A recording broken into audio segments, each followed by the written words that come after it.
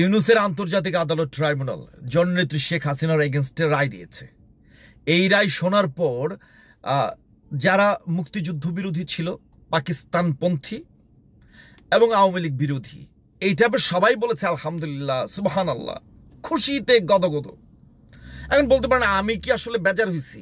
আমিও বেজার হইনি, আমিও খুশি, আমিও কই আলহামদুলিল্লাহ, সকল প্রশংসা নিশ্চয়ই আল্লাহ সুবহানাহু ওয়া তাআলার।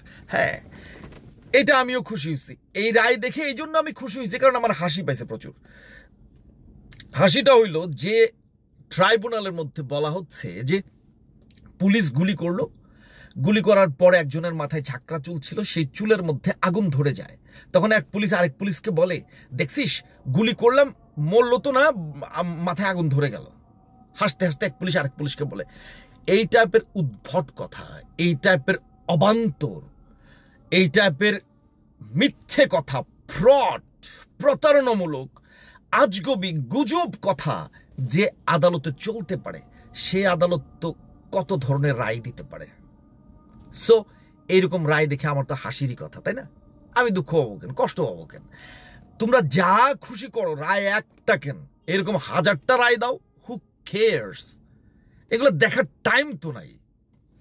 এখন কথা হচ্ছে যে যারা বাংলাদেশটা চাইলো না, বাংলাদেশ যেন না হতে পারে, এই জন্য এমন কোনো নোংরা কাজ নাই, ভয়ঙ্কর নোংরা কাজ নাই যেটা তারা করে নাই।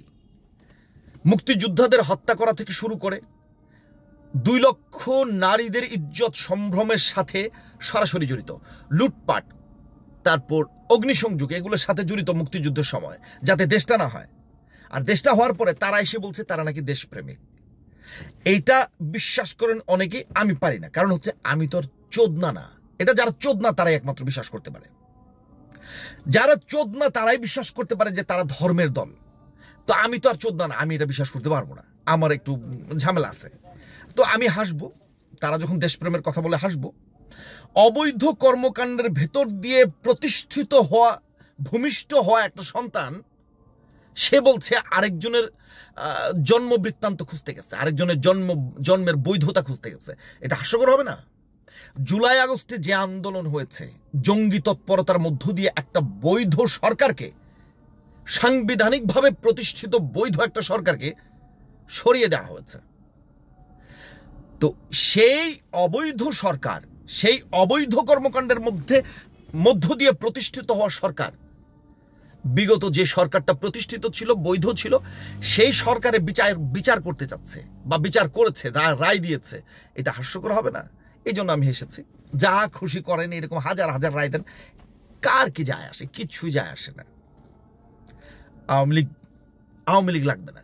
অন্য কোনো দলও যদি সরকার গঠন করে, সংবিধান অনুযায়ী বৈধ একেবারে আইনের বৈধ প্রয়োগের মধ্য দিয়ে জুলাই আগস্টে যারা আন্দোলন করেছে তারা রাষ্ট্রদ্রোহ মামলার মধ্যে পড়বে এবং মৃত্যুদণ্ড হবে।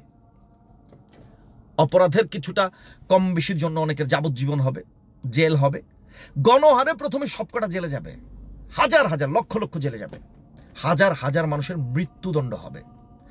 3200 পুলিশ হত্যা, 400-র অধিক থানা লুট, ধর্ষণ, অগ্নিসংযোগ, বড় বড় কোম্পানিগুলো বন্ধ করে দেওয়া, অগ্নিসংযোগ করা, লুটপাট করা, মব সৃষ্টি করা, এগুলার বিচার করতে গেলে এমনিতেই কাহিনী শেষ। রাষ্ট্রদ্রোহ তো আছে, সে সাথে যদি এগুলো জুড়ে দেওয়া হয়, মৃত্যুদণ্ড থেকে পার পাওয়া খুব কঠিন হয়ে যাবে।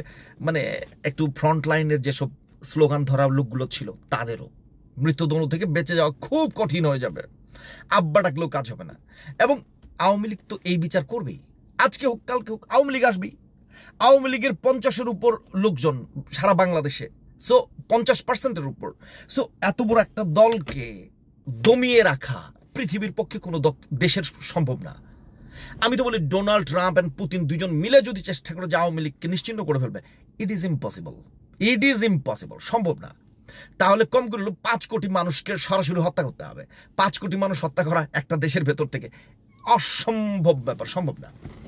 এখন বলতে পারেন যে আওয়ামী লীগের এত লোক নামছে না কেন? দেখেন, আওয়ামী লীগ নামছে না, আওয়ামী লীগ মাঠে নামবে, নামছে না এই জন্য এখন মিলিটারি আছে, আর মিলিটারির সাথে সরাসরি যুদ্ধ করলে পড়েই, মারপিটে গেলে পড়েই এটা গৃহযুদ্ধ শুরু হয়ে যায়। এই গৃহযুদ্ধ লাগানোর জন্যই তো এগুলো করা হচ্ছে।